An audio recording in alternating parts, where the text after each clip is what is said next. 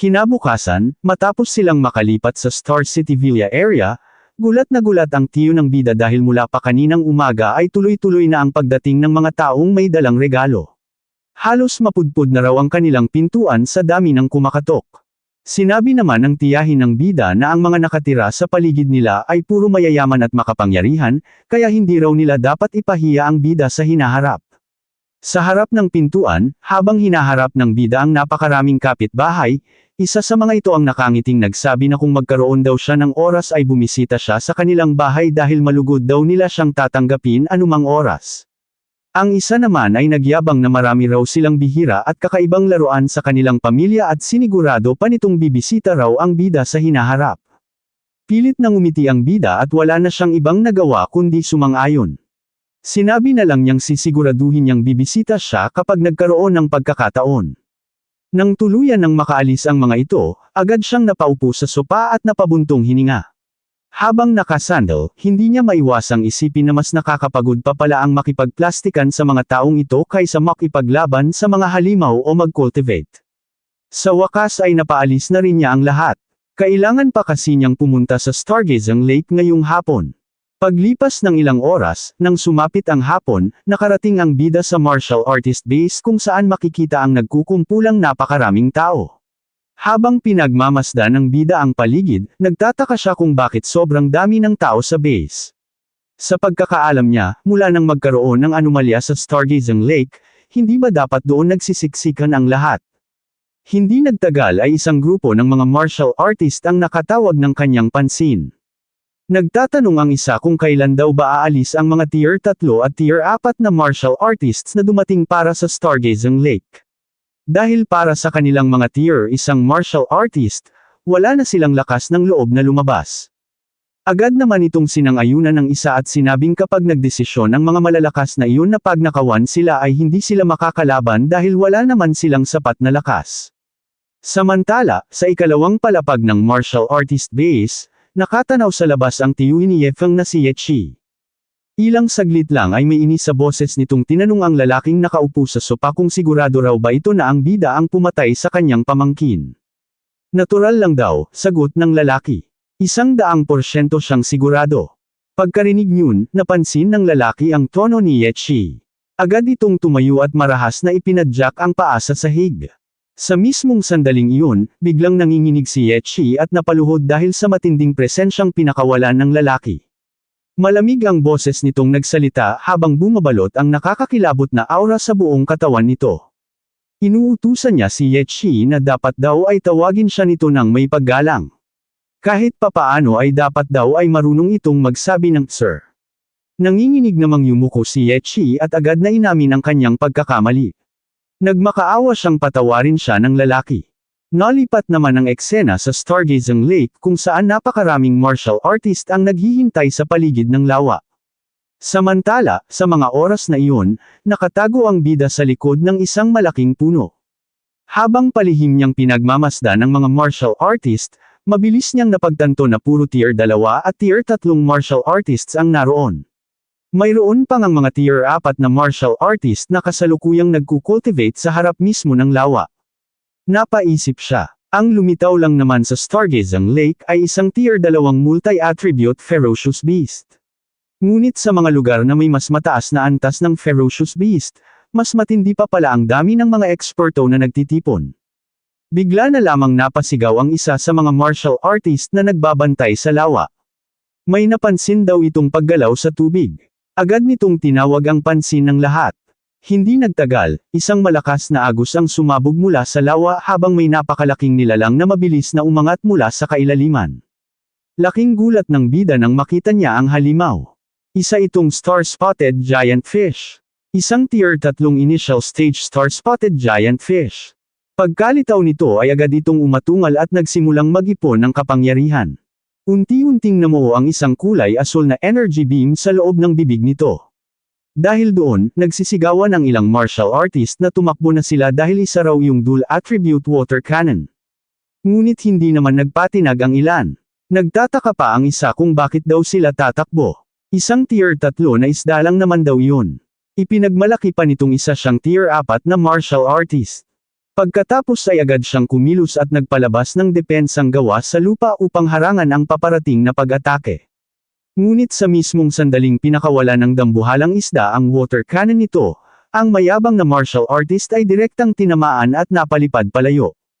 Nang makita iyon ng bida, agad niyang napagtanto ang isang bagay. Ang dual attribute move na iyon ng isang tier 3 ferocious beast ay hindi lamang basta malakas. Madali nitong dinurog ang depensa ng isang tier 4 na earth attribute martial artist at nagawa pa nitong malubhang sugatan ang mismong tier 4 na martial artist. Ngunit maya-maya pa ay mayroon na namang isang mayabang na martial artist ang sumugod upang salubungin ang dambuhalang isda. Habang tumalon pasulong, malakas itong sumisigaw na kalahating buwan na raw siyang naghihintay sa lugar na iyon. Ngayon lang daw siya nakakita ng isang dual attribute ferocious beast. Mabilis niyang pinakawala ng kanyang buong lakas. Isang malakas na uppercut ang kanyang isinagawa habang sumisigaw sa halimaw na umakyat daw ito sa pampang. Sa lakas ng kanyang pag-atake, nagawa niyang pabagsakin ang dambuhalang isda papunta sa pampang. Pagkakita roon, agad ding kumilos ang iba pang mga martial artist. Nagsisigawan ang ilan na inaangkin na raw nila ang isdang iyon. Samantala, ang iba naman ay nagsasabing kung sino raw ang unang makakuha rito ay siya na ang may-ari nito. Makalipas lamang ang 1 minuto, matapos nilang balatan at hiwa-hiwain ang katawan ng dambuhalang isda, sunod-sunod na napamura ang ilan. Wala raw anumang laman ng isdang iyon. Akala pa naman daw nila ay may nakatagong treasure sa loob ng tiyan nito. Nadismaya ang bida sa kanyang nasasaksihan. Hindi siya makapaniwala na ang isang tier 3 dual attribute ferocious beast ay ginawa lamang na sashimi sa loob ng 1 minuto. Para sa kanya, masyadong malupit ang mga tier 4 na martial artist na ito. Kung mananatili siya rito kasama nila, wala siyang makukuhang kahit ano. Ngunit bigla siyang natigilan. May naramdaman siyang kakaibang presensya sa paligid. At nanggaling iyon mula mismo sa kanyang likuran. Isang assassin ang naghahandang umatake sa kanya. Dahil doon, agad niyang ginamit ang spiritual telekinesis upang bahagyang mapatigil ang galaw ng kalaban. Sinamantala niya ang sandaling iyon upang mabilis na umiwas. Sa huli, nagawa niyang makaiwas sa malakas na pag-atake. Agad namang napagtanto ng kalaban na ang bida ay isang spirit master. Napagtanto rin ng bida na ang umatake sa kanya ay isang tier 4 na martial artist. Wala siyang sinayang na oras. Agad niyang ginamit ang Flying Swan Starlung Cloud Step upang mabilis na makalayo habang iniisip na isang tier 4 na assassin ang nagsagawa ng sneak attack laban sa kanya. Kung hindi niya ginamit ang spiritual telekinesis upang bahagyang pabagalin ang pag-atake nito kanina, siguradong patay na siya. Habang mabilis na tumatakas, bigla siyang napalingon sa kabilang direksyon. May iba pang mga tao na mabilis na tumatakbo papunta sa kanyang lokasyon. Narinig niyang sumisigaw ang isa sa mga ito sa kanilang boss. Masyado raw nilang minaliit ang kalaban. Paano raw nagawang mab-aigo ng sneak attack ng kanilang boss? Dahil doon, mabilis na binilang ng bida ang mga paparating. Mayroon pang 6 na tao at lahat sila ay tier 3 martial artists. Galit namang sumigaw ang boss at pinatahimik ang kanyang tauhan. Pagkatapos ay ipinaalam nito sa lahat ang isang mahalagang impormasyon.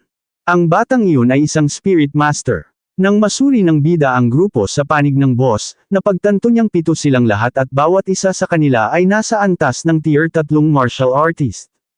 Kung pagsasamahin, mahigit 12 ng tier 3 assassins at isang tier 4 na assassin ang ipinadala para lamang patayin ang isang hamak na tier 2 martial artist na tulad niya.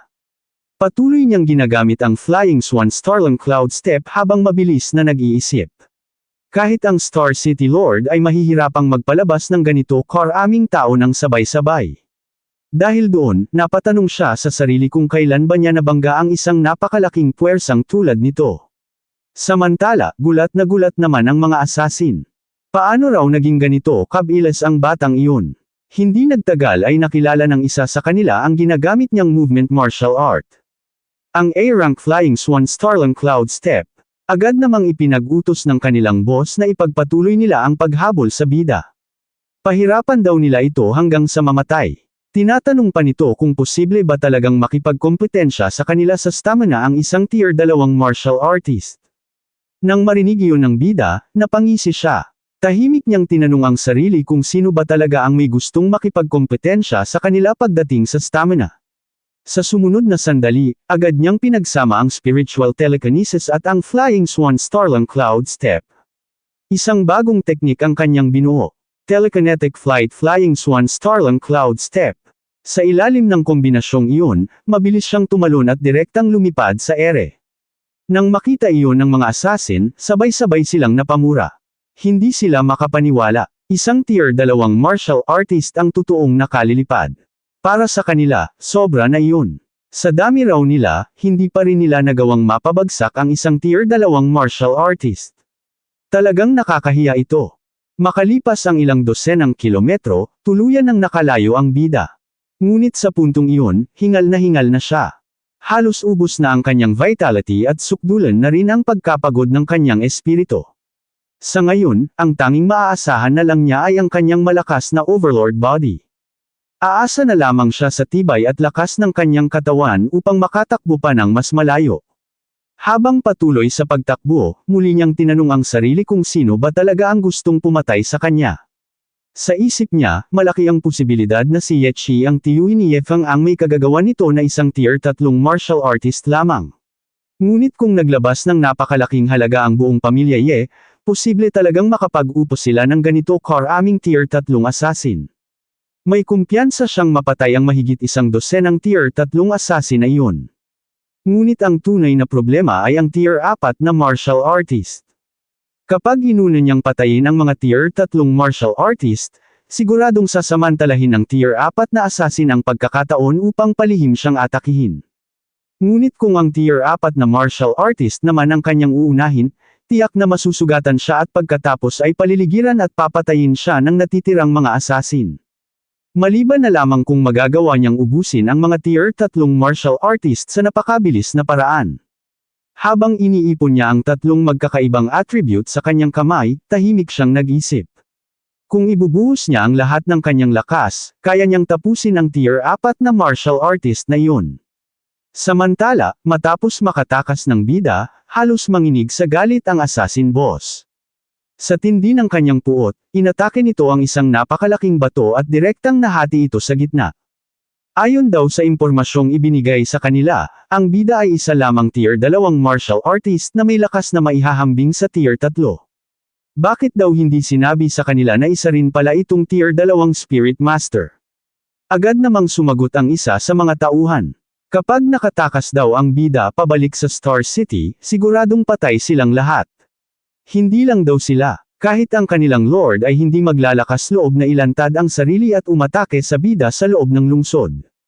May isa pang nagsalita at sinabing kapag nalaman ng kanilang lord na nabigo sila sa misyong ito, siguradong tapos na silang lahat. Galit na sumigaw ang kanilang boss at inutusang tumahimik ang lahat. At saka malamig nitong sinabi na kung babalik man ang bida sa Star City, mas mabilis lang daw itong mamamatay. Ngunit biglang natigil ang kanilang pag-uusap. May isang grupo ang dumating. Paglapit ng mga ito, sinabi nilang huwag silang masyadong magalit. Kahapon lang daw inilantad ng bida ang kanyang pagkakakilanlan bilang isang tier 2 spirit master. Hindi lang agad na update ang impormasyong ibinigay sa kanila. Ngunit maswerte pa rin daw sila. May mga tao raw silang nakapwesto sa bawat lugar kung saan may anomalya. Ipapaligid daw nila ang kanilang mga tauhan upang tuluyang i-lockdown ang buong lugar. At kung hindi pa rin daw nila mapapatay ang bida matapos ang lahat ng iyon, wala na silang ibang dapat gawin kundi maghintay na lamang sa kamatayan. Sumagot ang leader na may utang na loob daw siya sa taong ito.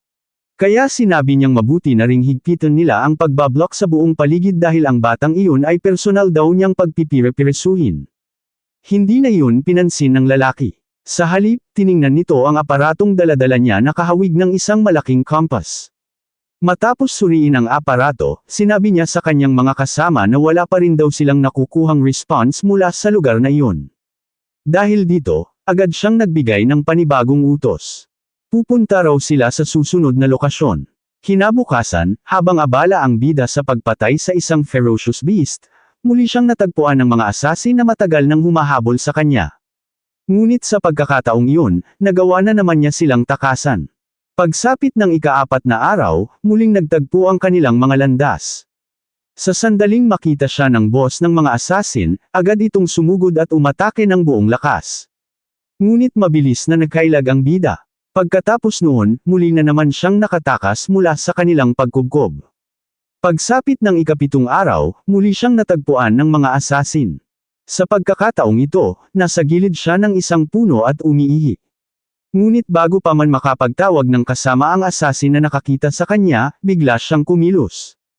Agad niya itong inatake ng buong lakas. Habang sinipa niya ang kalaban, galit niya itong pinagsasabihan kung bakit pa raw ito sumisilip habang umiihi siya. Kasabay niyon ay sunod-sunod niya rin itong minura. Sa mga oras na iyon, kitang-kita na ang matinding pagod at puyat sa mukha ng bida. 7 araw na siyang walang tigil na tumatakbo upang mabuhay. 7 araw din siyang nakikipaglaban at pumapatay ng mga ferocious beast habang patuloy na iniiwasan ang mga assassin. Kahit mayroon siyang overlord body, halos hindi na niya kinaya ang lahat ng iyon. Hindi nagtagal, pumunta na ang bida sa Star City Official Supply Stronghold. Matapos ang napakahabang pagtakas, ligtas na nakabalik ang bida. Ngunit habang naglalakad siya sa loob ng lugar, mabigat ang iniisip niya. Kahit delikado, wala na siyang ibang mapagpipilian kundi pumunta sa official supply point upang makapagpahinga man lang ng isang gabi. Sa isip niya, hindi naman siguro aabot sa puntong direkta siyang aatakihin ng mga iyon sa loob mismo ng opisyal na teritoryo. Habang naglalakad, naramdaman niya ang kakaibang mga titig na nakatuon sa kanyang direksyon. Dahil doon, agad siyang napahinto. Mabilis niyang napagtanto na nalantad na ang kanyang lokasyon. At base sa sitwasyon, malinaw na ang taong gustong pumatay sa kanya ay walang iba kundi si Yechi mula sa martial artist base. Dito na po nagtatapos ang ating kabanata, abangan ang mga susunod pa nating upload. Huwag din kakalimutang mag-like, share, subscribe at i-click ang notification bell, para lagi kayong updated sa mga susunod pa nating mga video.